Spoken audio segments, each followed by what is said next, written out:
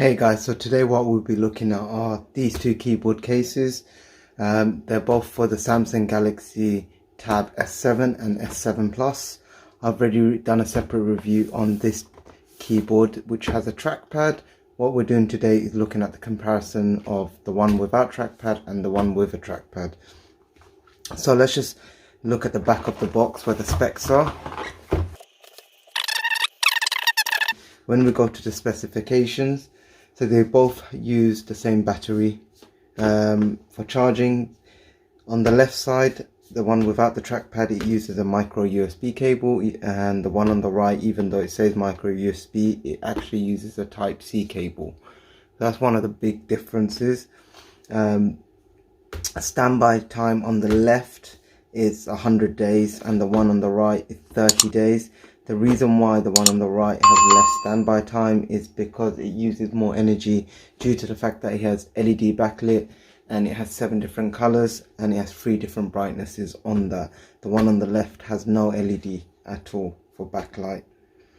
Other than that, you get pretty much everything else the same. Charge time on the one on the left is 3 to 4 hours. Charge time the one on the right, due to the fact that it is using a type C, it takes me around 2 hours. It says 2.5, and they both use the same distance. They both run Bluetooth 3.5 and they both work on any Android devices over 3.1.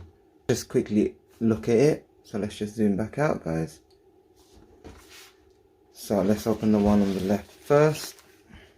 And if you haven't watched my video on the unboxing and quick test on the keyboard case for the Samsung Galaxy S7 Plus, that keyboard has a trackpad and I test it all out and I show how it works. So with the one without a trackpad, so you get a micro USB charger. So looking at it, it looks fairly similar. If we open it up again, you got your magnetic cover. Again, the good thing is your S Pen sits in here. Close the lid, it won't fall out. That's a big pro. Open it up, you get your foam insulator inside so that you don't damage it. And then with this one you get this white keyboard.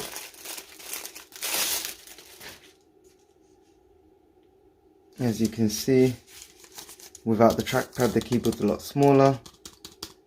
These keys feel a lot more mushy, but we'll compare them.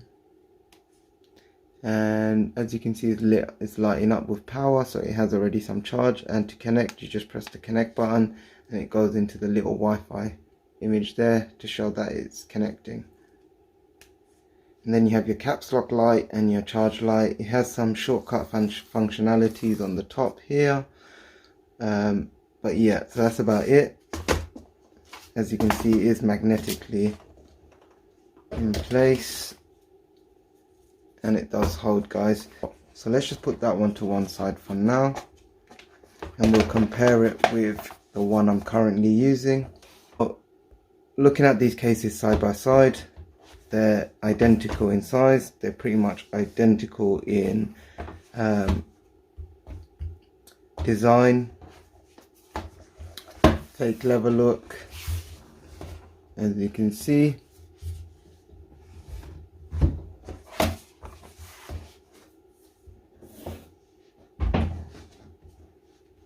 So let's open them up. So guys, looking at these side by side, as you can clearly see, with the one on the left hand side, it's slightly shorter. It ends almost, I'd say, 1.5 centimeters shorter than the one on the right. Looking at the top cutout, where your tablet sits, they're identical, same material. You just don't get this little bottom groove here where your S Pen can sit on this one here. And then moving down, as you can see, the tablet, the keyboards themselves, there's a huge difference in size.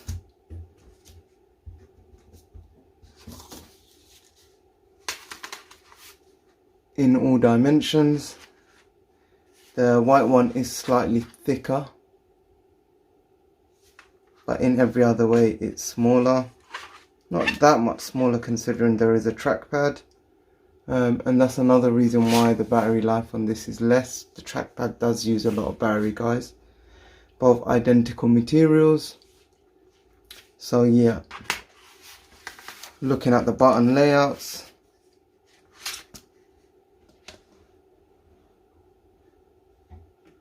very similar. The white one does seem slightly a bit more, everything seems a bit more compressed together. Just looking at where the page up and down is, and on this one here it's slightly different. As I also mentioned with this one, it is backlit, and I found that so useful working at night, where this one here is not backlit at all. So other than that, let's just quickly look at how the tablets look when they're upright. So looking at the one with the trackpad, how this one works is, again, it has the 3 grooves. You just have to slot it into a groove like so.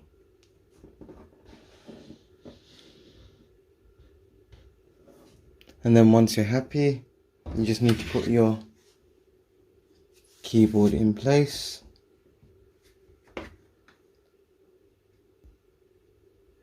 That's how the backlit keyboard looks.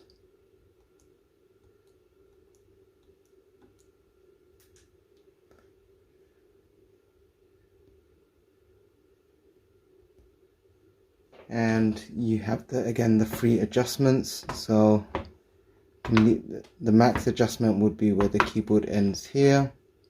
So you got number 2 and number 3. So the 3rd tilt is the furthest angle you can get, and the keyboard does come off the case quite a lot. The magnet on the keyboard is really good, very strong and sturdy. So now let's compare it to this one here. I don't have a tablet to put inside, but if we compare it, it should be quite straightforward to compare. If you leave the keyboard right at the end as the same as this one here, we can raise it and move it to stage 1, which is like so.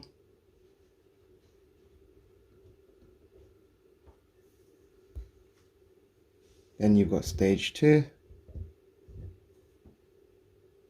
and you've got stage 3. So given the fact that this case is slightly smaller, if you can see that there is quite a difference in the angles.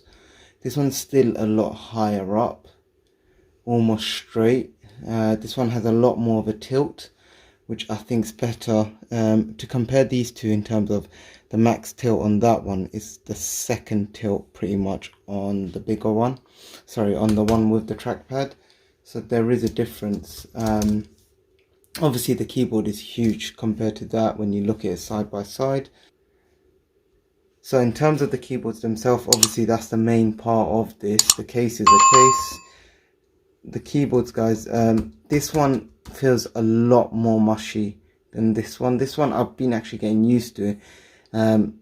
There is the odd time where you have to click it slightly a bit harder to actually get it to read on the keyboard. When you're typing quite fast, you'll notice that it tends to sometimes skip words, so you just need to be careful as you're pushing. But with this one here, it's similar, but again, I think this one you have to be slightly a bit more careful.